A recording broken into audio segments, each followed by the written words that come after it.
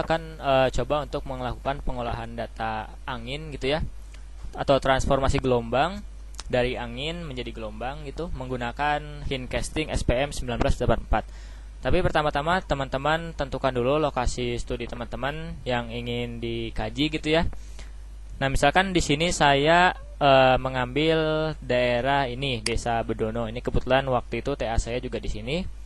Nah, misalkan saya ingin coba untuk merestorasi atau menganalisis endapan pada kawasan yang ini gitu ya. Nah, ini adalah rencana permeable struktur saya misalnya gitu.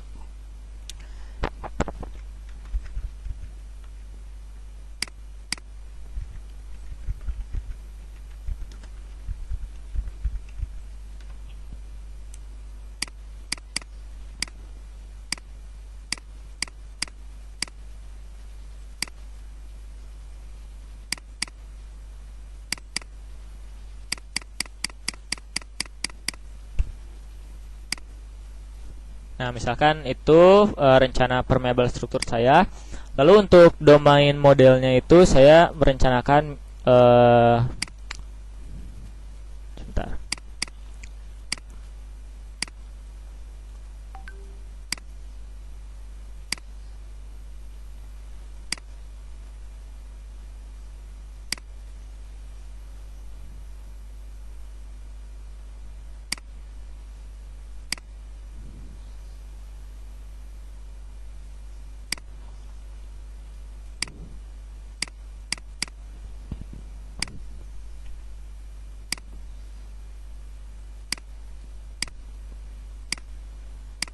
Nah, jadi ini adalah daerah yang akan saya restorasi, lalu ini domain modelnya saya ambil segini gitu ya.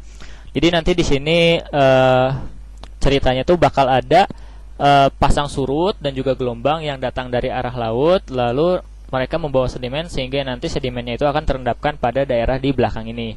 Nah, otomatis untuk peramalan gelombangnya berarti teman-teman harus tahu sih berapa sih tinggi gelombang yang masuk atau periode gelombang yang masuk pada boundary-nya gitu ya.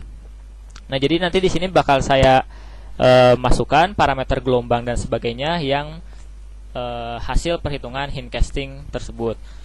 Nah, untuk mencari data anginnya, teman-teman bisa masuk ke website NOAA, NCICD gitu, NCDC teh. Ya, website NOAA ini tinggal di copy aja.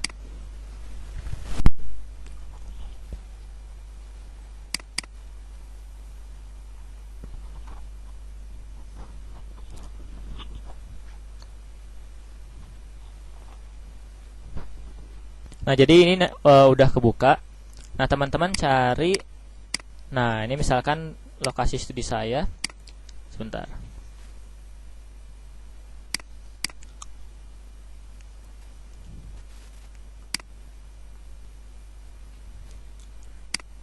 Nah, ini jadi kan tadi lokasi studi saya itu di sekitar sini. Nah, maka di sini ada data angin yang tersedia itu ini ada 3 data angin tersedia, yang mana nanti saya akan coba download data angin yang ini dan nanti saya olah menjadi gelombang, tapi nanti saya inputnya taruh di sini gitu ya. Jadi sebenarnya ini agak kurang tepat juga untuk metode yang mungkin yang saya lakukan ini ya. Sebenarnya ada banyak cara untuk mengolah gelombang dari angin gitu ya. Salah satunya dari ECMWF dan sebagainya. Tapi ini kita batasi saja untuk yang saya tutorialkan itu menggunakan data angin NOAA gitu. Nah, teman-teman klik aja ini tombol kuncinya. Lalu buat rectangle pada kawasan yang ada stasiun pengukuran anginnya. Lalu di sini bisa dipilih data angin yang hendak di-download. Ini saya pilih yang ini. Lalu kita add to cart.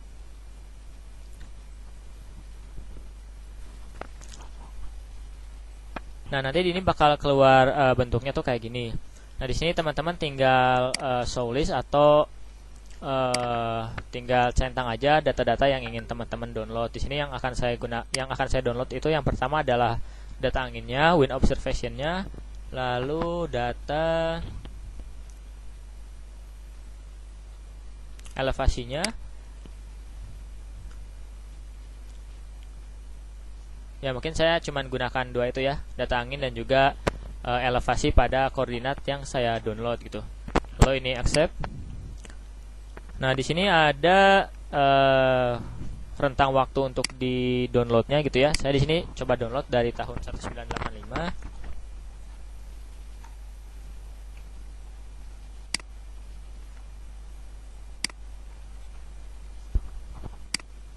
sampai misalkan 2020.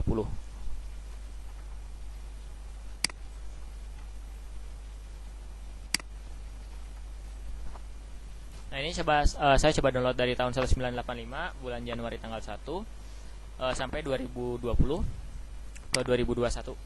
2021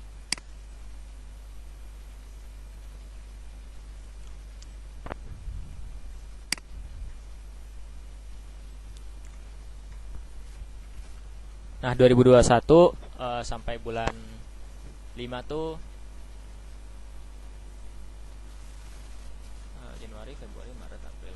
Sampai bulan Mei ya. Sampai bulan Mei tanggal 1. Nah, lalu di sini ini katanya no search result were found based on your criteria. Berarti ini data anginnya tuh nggak tersedia nih sampai tahun 2021 ini. Tadi harusnya di awal tuh dilihat dulu ya. Ini kan ketersediaan datanya dari 1976 sampai 2021 tanggal 8 ya.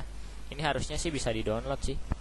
Tapi ini katanya nggak bisa. Kalau gitu kita kurangin aja misalkan sampai 2020 gitu ya.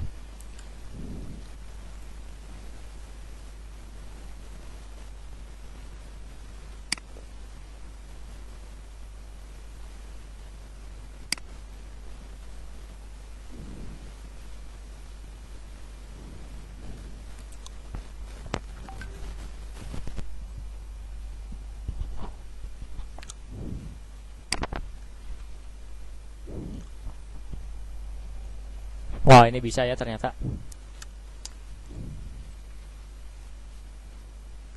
Ya, ini bisa nih. Oke, udah itu teman-teman langsung aja ini klik yang bulk download ini ya. Pertama-tama kita select all dulu harusnya. Kita select all, lalu kita quick add. Kita process to cart.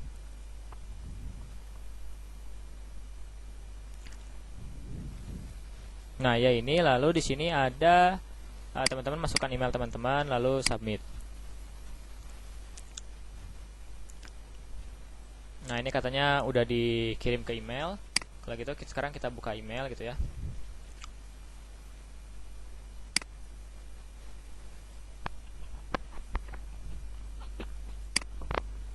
Nah, yang ini udah itu kita coba buka order status page-nya. Nah, di sini kita masukkan order ID-nya yang ini.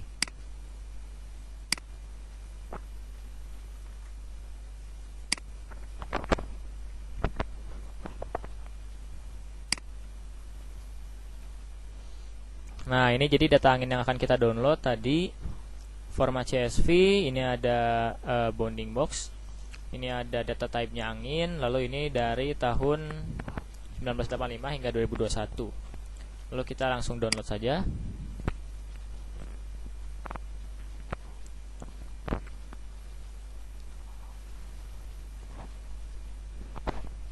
Nah, ini tadi udah saya coba coba saya login ulang gitu ya, masuk ke check order status, masukin order ID dan submit lagi. Lalu sekarang teman-teman udah bisa download gitu. Sekarang kita download aja data anginnya.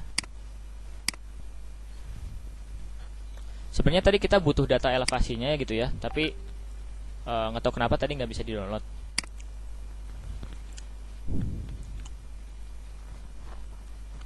Nah, sebenarnya untuk data angin ini sebenarnya saya udah download sebelumnya gitu ya. Jadi yang saya download itu ini hasilnya nanti. Nah, ini hasilnya bakal seperti ini gitu.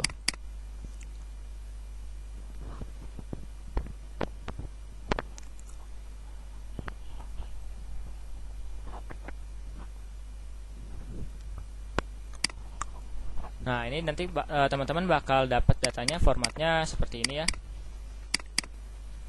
Nah, yang harus kita lakukan itu pertama-tama adalah kita memisahkan ini ada date-nya, source-nya dan sebagainya. Ini juga masih rapat ya. Nah, sebelum itu saya coba buka dulu sebentar.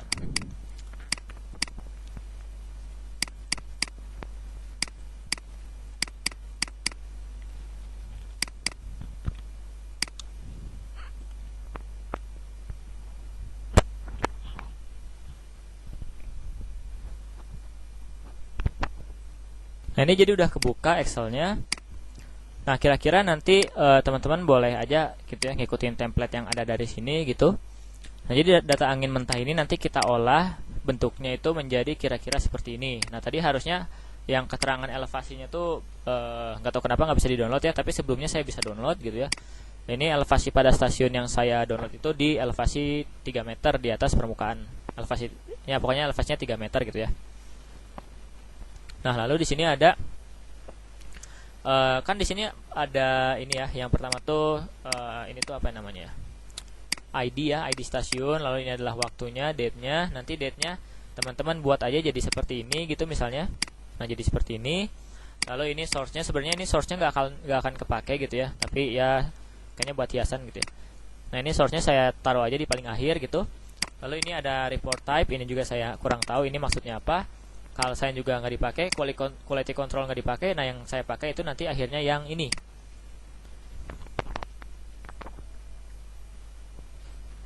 Oke, lanjut lagi. Jadi nanti yang akan kita gunakan itu kira-kira stasiun, terus date-nya juga. Lalu yang terakhir adalah yang tabel kolom yang ini ya, yang WND. Nah, yang sebelum koma pertama yang 999 itu ini yang pertama gitu ya. Ini tuh adalah ini yang wind direction. Lalu untuk yang satu ini yang koma kedua gitu ya. Itu adalah yang kicedir atau kualitas arah anginnya seperti apa. Lalu ini adalah yang ketiga yang C, N dan sebagainya itu adalah tipe anginnya seperti apa. Lalu selanjutnya ini yang 4 digit itu adalah kecepatan anginnya. Lalu yang terakhir yang satu itu adalah kualitas data kecepatan angin tersebut. Jadi nanti teman-teman bisa delimitate ini terlebih dahulu gitu ya.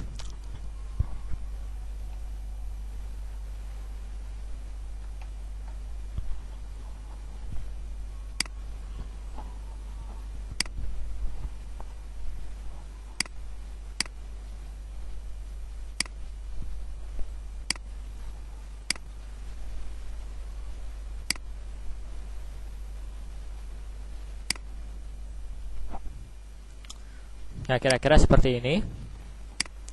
Berarti ini kita coba copy.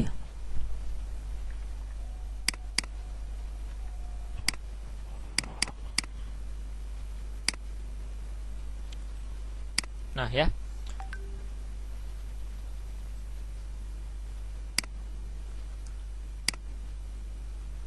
Oh ya. Jadi pertama-tama teman-teman bisa lihat ini maksudnya apa ya, windir, kicedir, tipe angin, wind speed dan kice wind speed gitu ya. Itu bisa lihat di sini. Sebentar. Nah, ini tuh ibaratnya tuh apa ya, guideline dari website NOA-nya dan sebagainya gitu. Nanti kita buka aja yang bagian anginnya.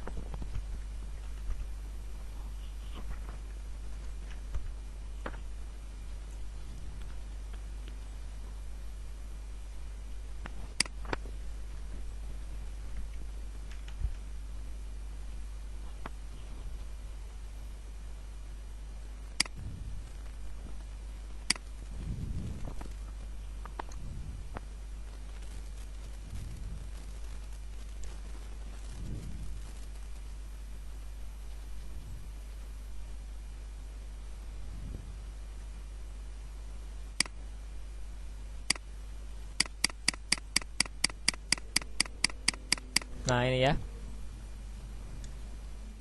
Nah, jadi ini keterangan-keterangan yang tadi. Yang pertama itu yang wind observation-nya. Yang pertama directional angle.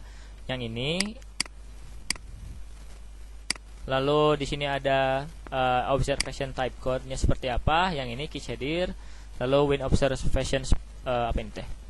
Wind observation speed rate gitu ya. Yang ini. Lalu ini ada wind observation yang quality code-nya yang ini ya. Nah, yang ini. Nah, Jadi kalau kita lihat di sini sebenarnya yang wind direction ini yang pertama itu dia dijelaskan kalau 99 itu dia tipenya missing gitu ya, missing value. Apa namanya itu? If type code below sama dengan F.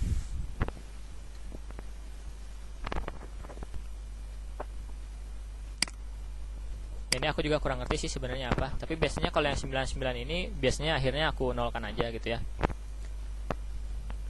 Nah, lalu di sini ada yang kedua ada wind observation-nya juga. Ini ada quality-nya seperti apa, Kicha wind speed-nya juga quality-nya seperti apa. Nah, jadi di sini kan ada yang pertama tuh yang 0 gitu ya. Dia udah lolos dari pengecekan kotor gitu ya. Ada 1, 2, 3, 4, 5 sampai 9 gitu. Cuman yang harus kita waspadai adalah data angin yang apabila dia dikasih tanda nomor 2 gitu ya. Nomor 2 atau nomor 3 gitu. Jadi pertama-tama coba teman-teman cek aja apakah di Kicha wind speed ini ada angka 2 atau tidak. Nah, biasanya kalau ada angka 2 seperti ini ya. Nah, teman-teman ini bisa lihat bahwa kalau yang normalnya itu dia kecepatan anginnya cuma 15, 15, 26 dan sebagainya, sedangkan yang 2 ini adalah 493 meter per second. Nah, biasanya itu ini mengindikasikan bahwa pada waktu tersebut mungkin terjadi bencana angin dan sebagainya. Nanti teman-teman bisa kalau penasaran bisa lihat aja di search aja di Google berita bencana pada tanggal sekian gitu ya. Apakah ada bencana di kawasan studi teman-teman atau tidak. Cuma sebagai insight saja.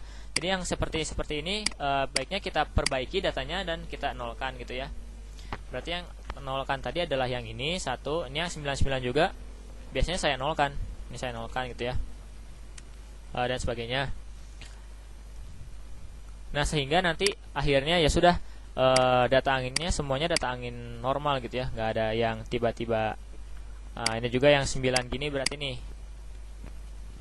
Nah, ini juga harus hati-hati lah pokoknya. Jadi nanti teman-teman lakukan saja perbaikan data angin ini sehingga nanti akhirnya mungkin bisa seperti ini gitu ya, hasilnya gitu ya. Hasilnya tuh kayak data anginnya normal semua, terus wind directionnya juga ini juga nggak ada lah yang 99 gini lah kalau bisa gitu. Nah, soalnya kenapa? Nanti kalau misalkan ada yang sangat besar tadi kita olah, outputnya tuh akhirnya gelombang kita bakal besar banget gitu kan. Padahal kejadian data angin yang bencana tadi harusnya nggak masuk dalam pengolahan data.